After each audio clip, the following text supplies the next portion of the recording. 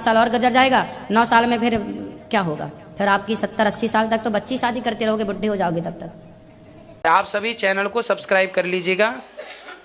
जो भी YouTube पर देख रहे हैं चैनल को सब्सक्राइब कर लीजिए और शेयर कीजिएगा। श्रीमन नारायण, मैं तृप्ति आप सभी का स्वागत करती हूँ अपने YouTube चैनल सनातनी श्रीका में। जैसा कि आप सभी को पता है, गौरी गोपाल आश्रम में लोग आते हैं, अपनी समस्या का समाधान पाकर बहुत खुश होते हैं। तो एक ऐसी ही प्रश्नोत्तरी आज मैं आपके लिए लेकर के आई हूँ। हाँ जी। श्री सच्चिदानंद परमात्मा सर्वव्यापक रूप में आनंद स्वरूप में सब जगह व्याप रहे हैं, पर उस आनंद स्वरूप में हम हर पल हर क्षण कैसे रहे, क्योंकि उसकी जो माया है बार बार कभी कभी भटका भी देती है। क्या हम शादी करके भी उसी आनंद स्वरूप में, उसी हर पल उसी आनंद में मस्ती में रह सकते हैं या बिना शादी के रह सकते हैं? ये सवाल है। आपकी शादी हो गई? नहीं। तो करने का मन है?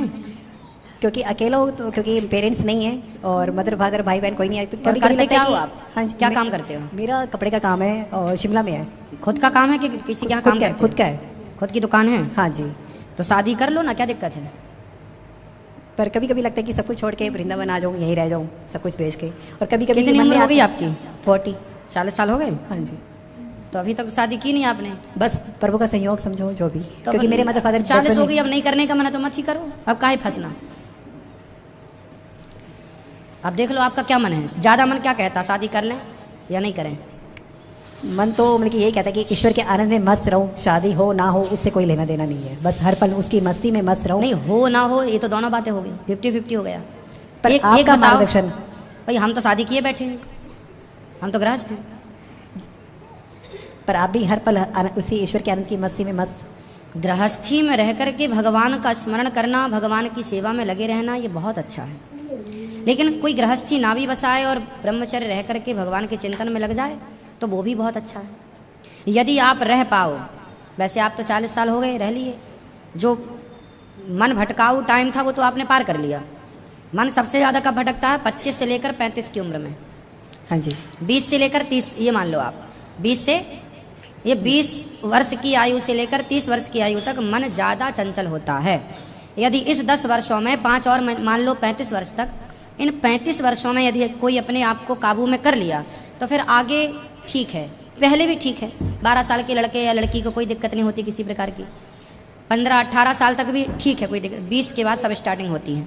तो आपने तो वो टाइम पीरियड पार कर लिया। हाँ जी। अब तो आप देख लो कि आपका मन है तो कर लो, नहीं है तो आप भगवान के चिंतन में जो कह रहे हैं वो रास्ता आपके लिए सबसे उत्तम है कि प्रभु में मन लगाओ और संसार के झंझट से चिक से दूर रहो, भगवत चिंतन में डूबो, समाज की सेवा करो और भगवान में ही समर्पण करना है बस।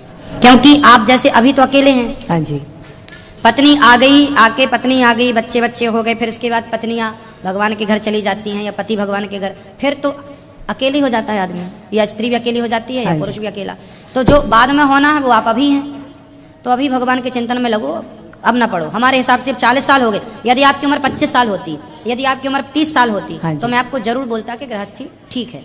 लेकिन आपका अब 40 हो गई है, तो अब आप देख लो, नहीं बसाओ, पर अपने आप को सत्संग से जोड़ के रखना। हाँ, वो तो मैं यानी काफ़ी सालों से 17 साल की उम्र से ही जुड़ा हूँ। हाँ तो ठीक है फिर। हाँ जी। फिर आप देख लो, जो आपको निर्णय लेना है वो आप जो लेंगे वो अच्छा ही होगा। ठीक है। पर यही था कि क्योंकि मन में बार बार था कि शादी करके भी ईश्वर के आनंद में मस्ती में रहा जा सकता है या बिना शादी में ही जा। बिना शादी के और अच्छा है, बिना शादी के और अच्छा रह सकते हैं, और शादी के बाद थोड़ा सा। इस उम्र में शादी नहीं, 40 साल कोई शादी की उम्र, 40 साल में तो फिर आदमी निकलने का सोचने लग जाता है। 40 साल तो वापसी है। अब आप अभी फंसोगे 40 में तो फिर कब वापस निकलोगे? बात तो ये है ना। हाँ जी। कि यदि आप अभी फंसे तो फिर निकलोगे कब? ये 40 साल की उम्र तो मतलब निकलने वाली उम्र है कि गृहस्थी की जिम्मेदारियां पूरी हो गई, बच्चे हो गए, 50 साल तक शादियां हो गई बच्चों की, अब 50 साल में अब वापसी निकलो भाई और भगवान के चिंतन में लगो। ये गृहस्थी भी 25 साल की होती है, टोटली 50 साल तक गृहस्थी। अब आपकी 10 साल, अब शादी होते होते 1-8 साल और गुजर जाएगा, 9 साल में फिर क्या होगा? फिर आपकी 70-80 साल तक तो बच्ची शादी करते रहोगे, बुढ़े हो जाओगे तब तक। और सर्वव्यापक आनंद स्वरूप ईश्वर के में हर पल इस माया के साथ साथ माया में समय व्यतीत करते हुए कैसे रहे उस आनंद में हर देखो, पल। संसार में रहने का एक सबसे बढ़िया तरीका है कि जो कुछ है, हम लोग, कई लोग कहते हैं महाराज जी हम छोड़ना चाहते हैं, घर छोड़ना चाहते हैं, परिवार छोड़ना चाहते हैं, ये छोड़ना चाहते हैं, वो छोड़ना कुछ भी नहीं होता, कुछ भी नहीं छोड़ना चाहिए। सबको इस भाव से स्वीकार करना चाहिए कि ये भगवान का है, तो आपके पास आज जो कुछ है, आप ये मान लीजिए कि वो प्रभु का है। वो किसका है? प्रभु का है। हाँ, हर तो रूप जो उसका है। माया से बचना चाहें वो केवल इतना भाव रख लें कि जो कुछ है सब प्रभु का है, हमारा कुछ नहीं, हम भी भगवान के। ये भाव यदि आ जाए तो चाहे आप विरक्त रहो, चाहे आप गृहस्थ रहो, फर्क नहीं पड़ता। सब में आप है, आप सब में है। सब में भगवान है भगवान और सब नर है। सेवा ही नारायण सेवा है। मेरा तो छोटा सा सिद्धांत है। मैं बहुत छोटी बुद्धि का व्यक्ति हूँ और बहुत ज़्यादा झंझटों में नहीं पड़ता। मैंने संसार को बहुत तरीके से देखा है और मैंने निष्कर्ष निकाला है, ये मेरा अनुभव है कि नर में नारायण का दर्शन करो, सबकी सेवा करो और सबकी सेवा करते हो ये भाव रखो कि हमसे ईश्वर ये कार्य करा रहे हैं, बस हाँ जी, हम ईश्वर के नौकर हैं, हाँ जी। हम ईश्वर के कार्यकर्ता हैं।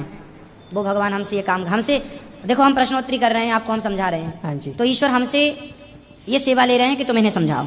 हाँ जी, आप लोग प्रश्न लेकर आते हैं तो आपकी जिज्ञासा को शांत करने वाला भी तो कोई होना चाहिए। हाँ जी प्रभु। तो वो जिज्ञासा को शांत करने के लिए ईश्वर ने हमें यहाँ बिठा रखा कि तुम करो इनकी। तो ये काम हमारा नहीं है, ये काम तो भगवान का है। हम तो भगवान की आज्ञा का पालन कर रहे हैं।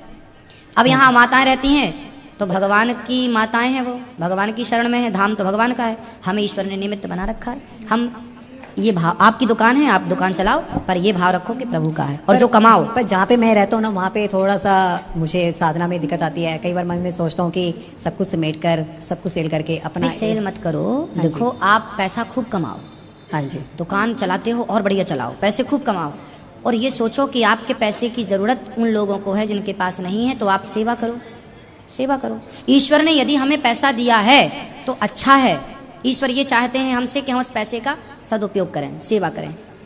पर कभी कभी मन आता है कि मैं सब कुछ छोड़ के ना, मतलब कि वो कुछ वो साल छोड़ना। कुछ साल ना, मतलब कि ईश्वर के आनंद में पूर्ण रूप से मस्ती में एकदम। ठीक है, आपका ये मानना भी अच्छा है, तो आप ऐसा भी कर सकते हैं, समेट भी सकते हैं। देखो एक होता है सेवा। हाँ जी। अब जैसे ये दास अनिरुद्ध हैं, हम क्या करते हैं कि हम पैसे कमाते हैं और पैसे कमा के क्या करते हैं? हाँ जी, सेवा करते हैं। जो बनता है, आप देखो गौरी गोपाल आश्रम में सुबह से शाम तक रसोई चलती है। हाँ जी प्रभु। आप में से कोई भी आता है, कभी भी खाता है, दिन में एक बार खाओ या 4 बार खाओ, आपको कोई रोकने वाला नहीं है। ये सारी सेवाएं, लगभग हजारों लोग रोज प्रसाद पाते हैं यहाँ गौरी गोपाल भगवान की रसोई में। हाँ जी। तो ये कैसे होता है? ये हमें ईश्वर ने थोड़ी सी योग्यता दी है। यदि उस योग्यता से हम पैसे कमा करके और समाज की ये सेवा करें तो बताओ हमारा पैसा कमाना सही है या गलत है? पैसा कम सही है, पर आपका इतनी इतनी पावन धरती पर, पावन धरा पर आप ये सब सेवा कर रहे हैं, इसकी महिमा, इस धरा की महिमा कुछ और है। हाँ। पर उस धरा पे, जिस धरा पे हम रहते हैं, तो वहाँ पे तो कुछ है। हाँ, वहाँ तो पे फिर आप ऐसा करो कि आप यहाँ ले आओ सब सेटअप। यदि आप में योग्यता है तो यहाँ रह के भी कमा सकते हैं, कमा के यहाँ सेवा करें। बस प्रभु आपका आशीर्वाद है। अगर ये कैसा लगा आपको आज का ये प्रसंग? आपने ये पूरा प्रसंग देखा और सुना, आपको कैसा लगा ये आप मुझे कमेंट सेक्शन में अपनी राय बता सकते हैं। जल्दी ही इसी तरीके के किसी और टॉपिक के साथ हम जल्दी मिलेंगे। तब तक कमेंट्स में लिखना ना भूलें। जय श्रीमन नारायण।